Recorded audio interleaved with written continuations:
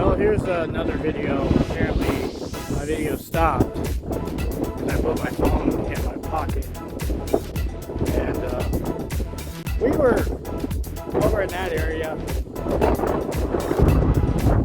ways down. Now I moved off to the east.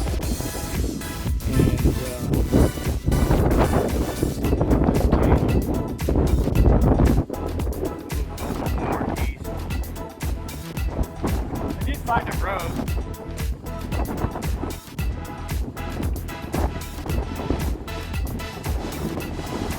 Right over in this area. Looks like to be an area that you might have to pay. Not sure. But from that area there is a dirt road that seems to go off in that direction. And right about in that area, might be able to get a really good view from the spot over there.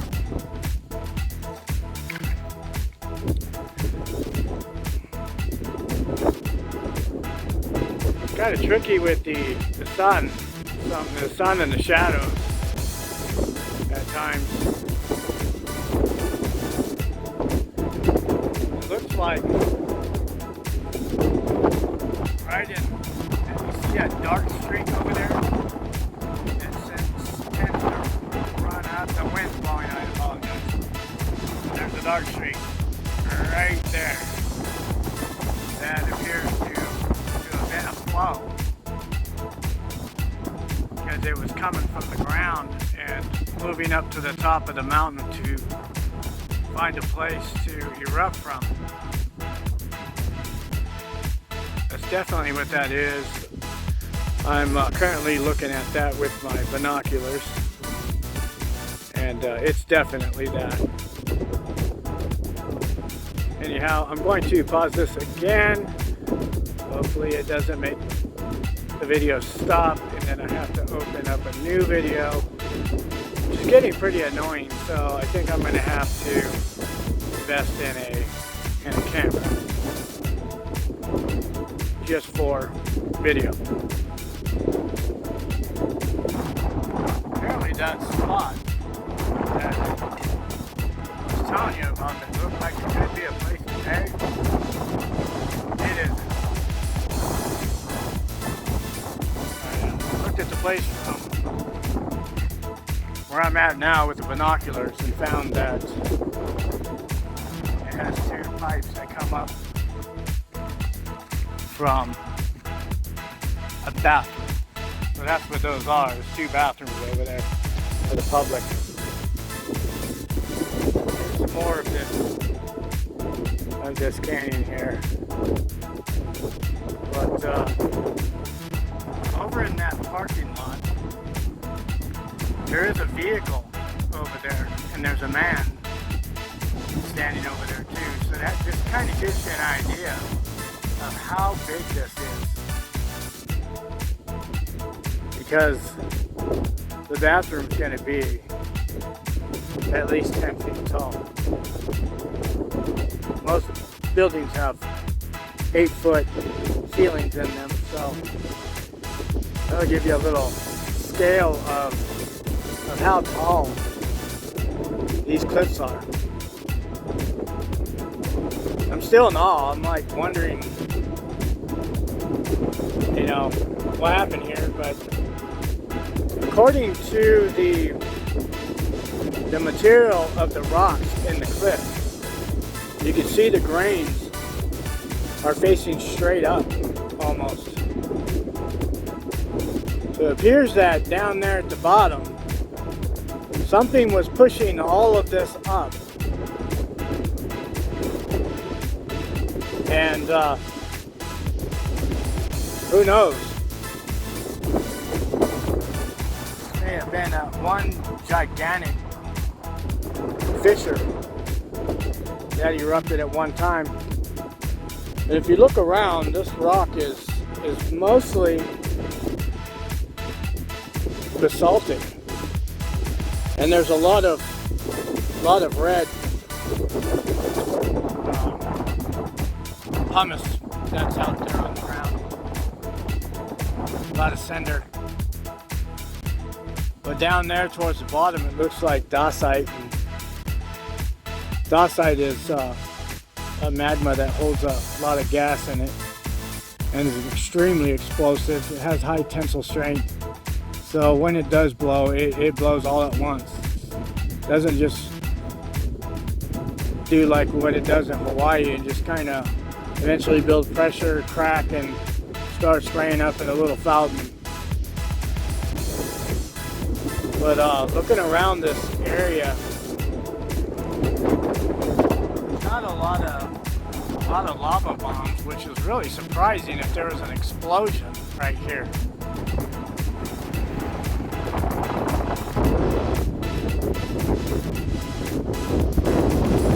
According to the size of this canyon, there's an explosion. It probably obliterated rock, shot it into the atmosphere.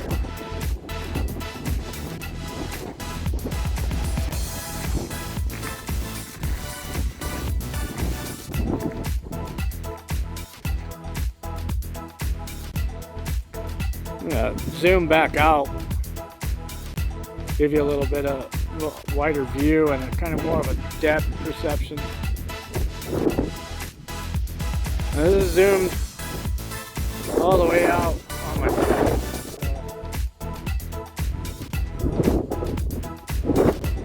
If you notice out there,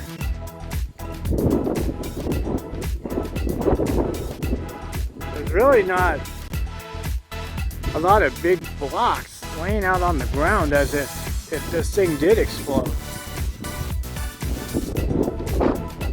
Maybe it could have been a magma chamber, which is possible looking at that streak over there, that dark streak that I was telling you about right there. Goes up. Could have been a magma chamber. The magma was pushing up and pushing all this up and back and filled this area in. This spot right there, that looks like it was on the edge of like a cone of some sort, but I don't see any streaks leading up to that, as if that blew out. But again, this could have been an area that was filling up and could have been a caldera that collapsed after everything erupted and created this, because there's just no sense in how this canyon just ends. And geologically, it really doesn't look that old.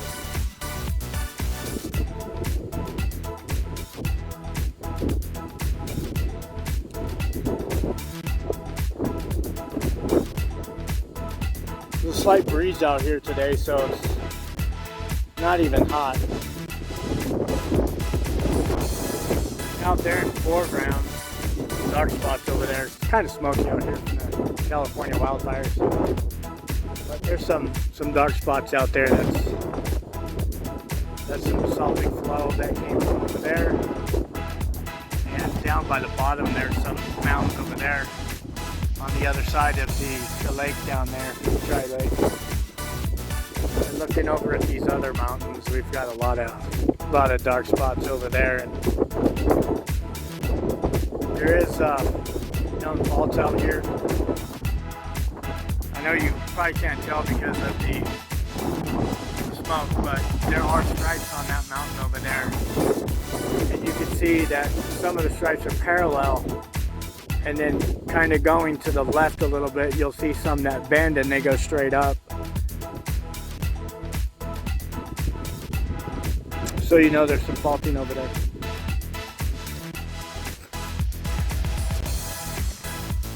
Anyhow, I'm going to go ahead and pause the video again, and then hopefully the video doesn't shut off. before I get over to that area over there. I'll park over there and see what we can look at from over there. Okay, we've moved east, and thank God my phone's video camera didn't shut off again. It's really annoying. But anyhow, this area that I'm at now, that I was pointing at to earlier from the west, is called the Father Crowley's, like Crowley Lake, Father Crowley's lookout point.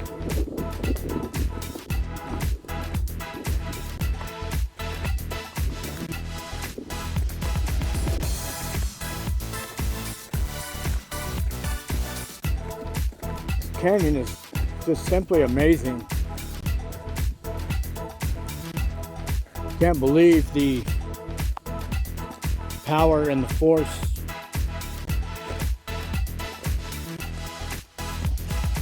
of Mother Nature. Alright, I'm gonna be careful. Careful not to fall. There's a lot of loose rocks here. I did slip, but I didn't die. See if I can get over here. I'm gonna get on this rock real quick. I do have a selfie stick I could be using. It's still in the trunk. All right, let's see where we're at. Let's zoom out. Now we're gonna look down. And as you can tell, there's some layers of rock right there and right there. They used to be parallel at one point. So they parallel that way, and then magma came up through that fissure down there at the bottom, if that's what that is, and pushed them this way. Looks like they're all leaning up that way. And then it goes from that material to this other material over here that's more of a basaltic.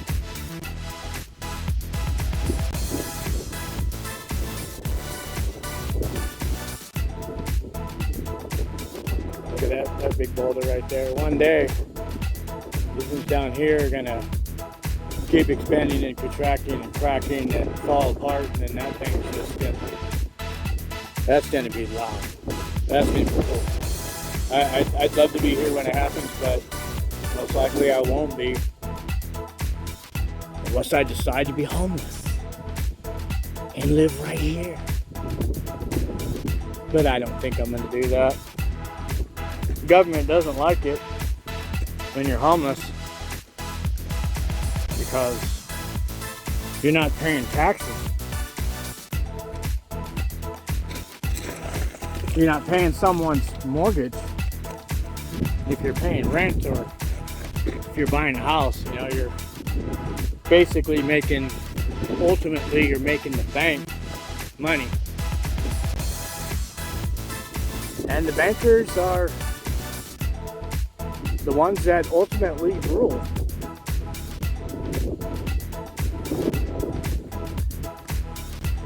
Anyways, I'm parked right here. There's a road that goes down over there, so I'm gonna drive a little bit further down there and go ahead and pause this video again. So here we are again, still at that same canyon area. We were just right there and looking off of that edge over there. I moved a little bit down east, but I saw another spot to pull off of. Now we look over here real quick. All right, back in the car again. Here we go. Okay, here we are again. We pulled a little bit further east. A little bit of salting flow right here. Some squeezing out of the ground.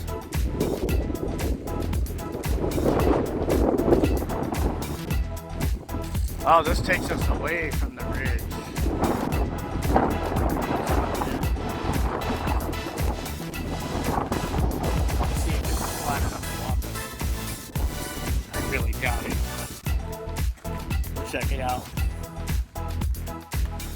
Hey, look, people think they're Indians. They think they're doing cryptograph. And right, I can't really see it.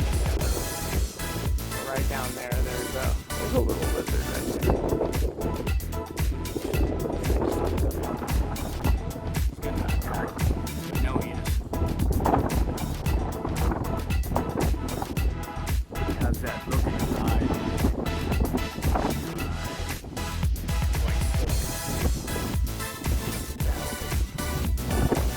We'll see how close we get.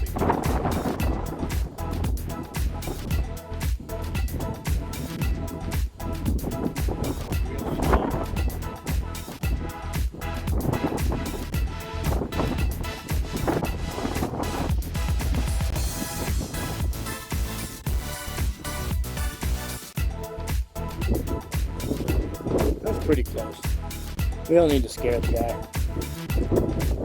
Probably got his eyes closed and thinking, you can't see me if I can't see you. He might even think that he's got a great camouflage. And he doesn't.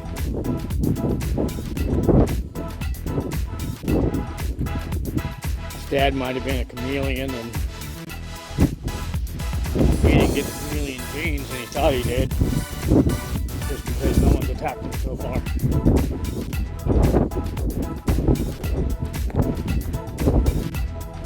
Alright, well it was decent enough to walk through here. I thought it was going to be pretty rocky. There's that dark streak I was telling you guys about earlier. That's magma intrusion right there.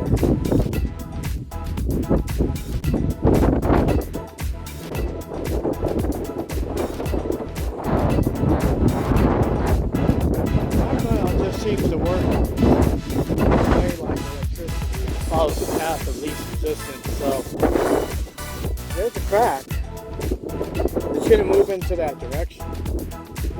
Feel that crack, and it's hot enough it's going to melt the surrounding rock. If it can keep pushing its way towards the surface, that's great, but not always does that happen.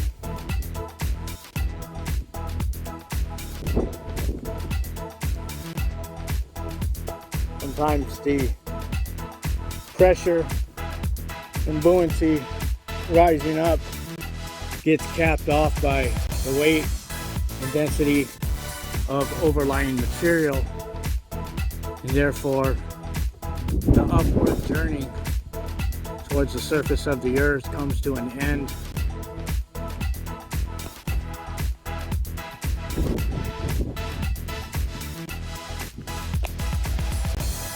Looking back all the way on the other end, and it still kind of goes back a little bit that way, a tad.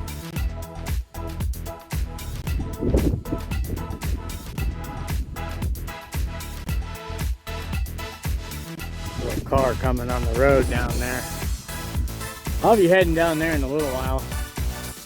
I think that this is as much as the canyon that I can give you. And I would turn my phone sideways and give you more of a panoramic view, but I was doing that earlier when I was on the way by the Coastal Field, and what I found is that my video would be sideways on a playback. And if I turn my phone sideways again during the playback, then the screen would switch and it would go sideways again.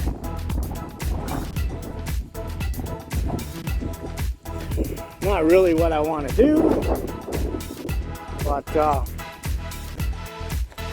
it is what it is, right? Well, anyways, I'm going to pause this again, and if I find another interesting spot, which I just spotted a little area straight out from here.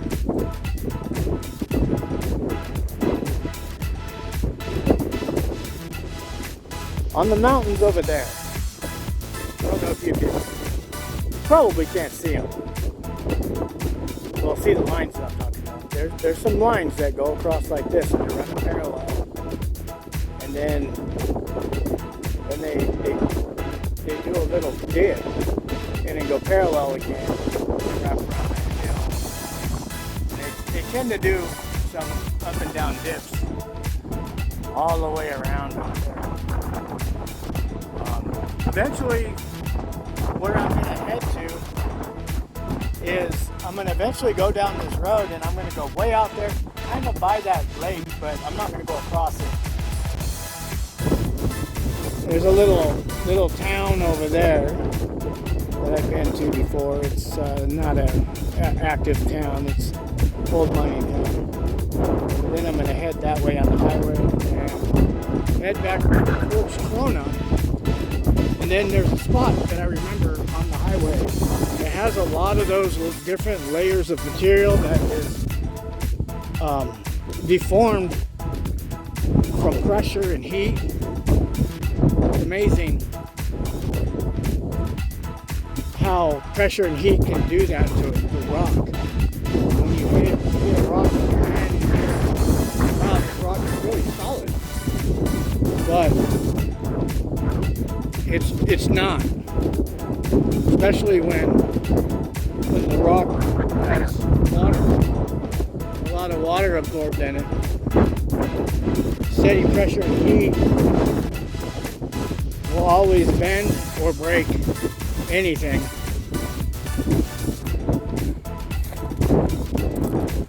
Well, enough for that. I'm going to pause that. And then we'll restart it again. All right, we've moved a little bit more east, and I saw this little turnaround spot. I was gonna just ignore it, but figured, you know what? I'm all the way over here, so I might as well just check it out. Anyhow.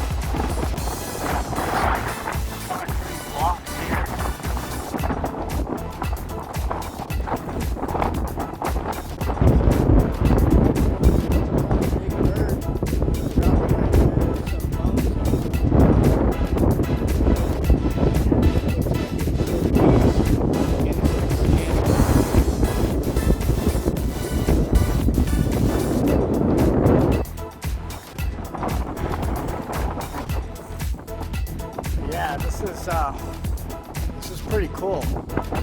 Obviously, you could tell that these here in the foreground are volcanoes at one point. You can see the flow of the material that went down that way.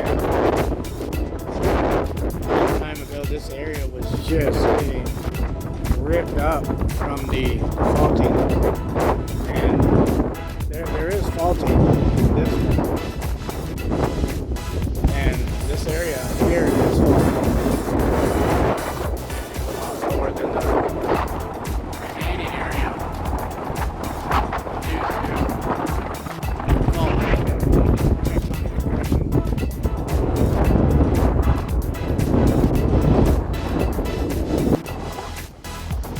possibly was a river valley at one point.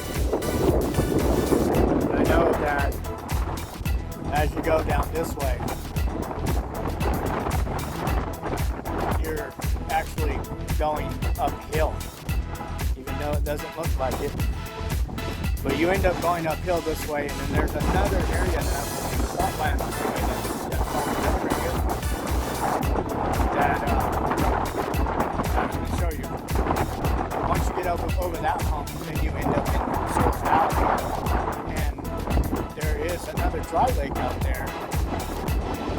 It's dry on the surface, but I drill out there, and about this far down, it's really hot. I mean, you're driving on crystals, different types of salts. Source Valley minerals is a rare place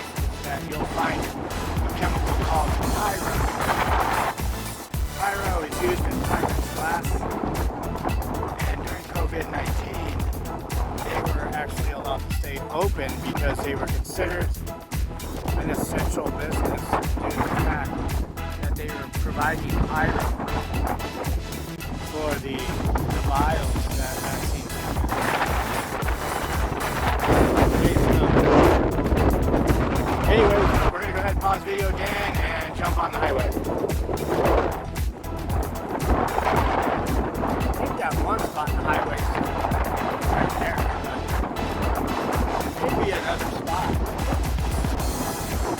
Not if it's way over there, but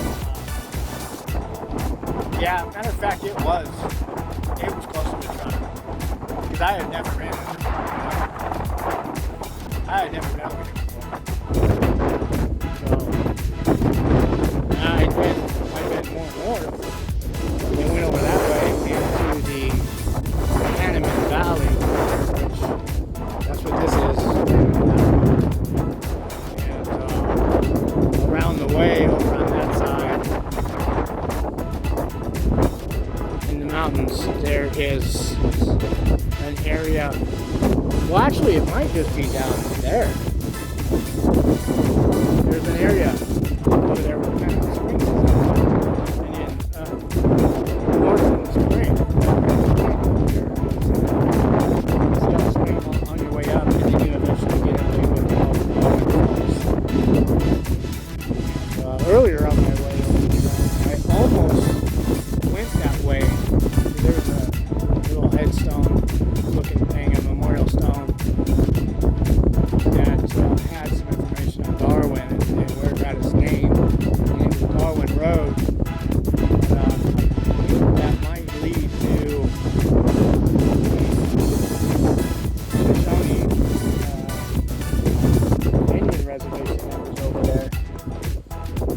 I couldn't tell because my GPS wasn't working and I didn't have a signal. Anyways, I'm going to jump in the vehicle, get back on the highway, and see if I can spot something else interesting. So here, it says Rainbow on Rock. This is that canyon that we were looking at. Now I'm at the Crowley's lookout point.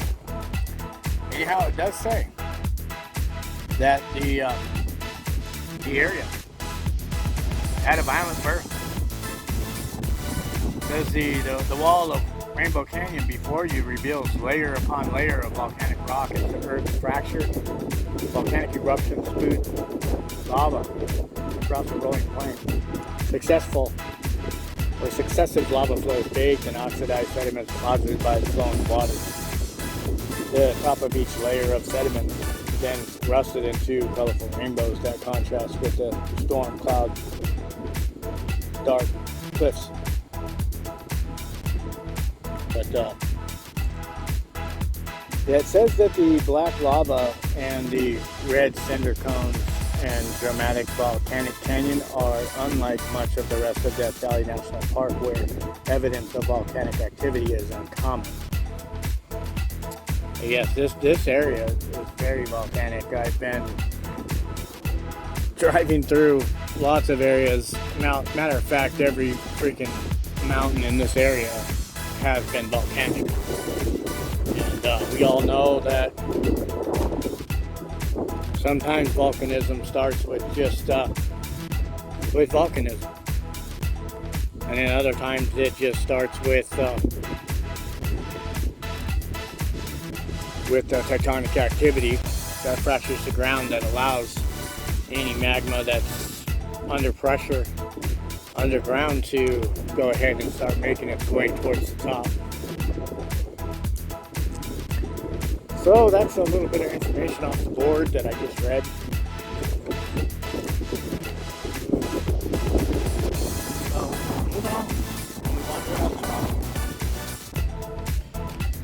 Matter of fact, I think I'm just gonna go ahead and end this for now, since it's 30 minutes long, and add another part in a separate video.